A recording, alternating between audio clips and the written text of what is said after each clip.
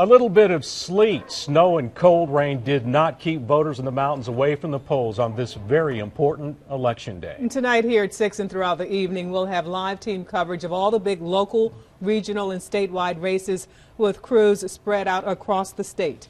We're going to begin with a look at voter turnout here in the mountains today. News 13 Cheryl Barber joins us live at a polling place in Skyland. How is the turnout there, Cheryl? Well, elections officials predict that the turnout is going to be similar to that of 2008, which was a record year for voting. We saw a steady stream of voters at virtually every precinct we visited today.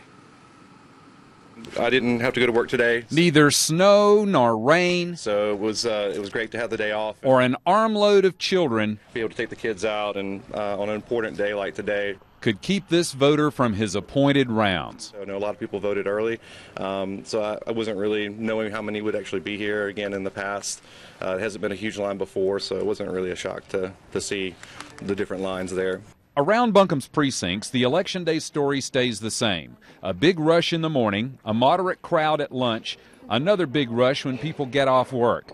12,000 Buncombe voters had cast ballots by 10:30 this morning, about 1,000 less than 2008.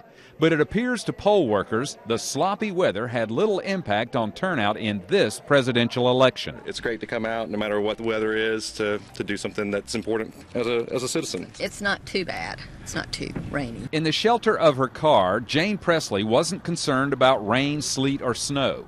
Curbside voting helps her cast a ballot despite some difficulties. I have some injuries lately, and so it's just easier for me to do this. I work at this school, so I knew that this was available, so I was glad that I was able to do it curbside. Election officials say early voting has seriously reduced the wait for people who choose to vote on Election Day.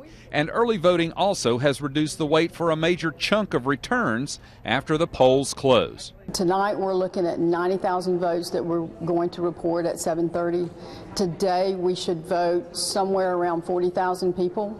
So over half of Buncombe's voters will be reported at 7:30. And despite the convenience of early voting, a lot of the voters that we talked to today say they just like to be out on Election Day with their fellow patriots to celebrate this special form of freedom. Reporting live in Asheville, I'm Cheryl Barber, News 13.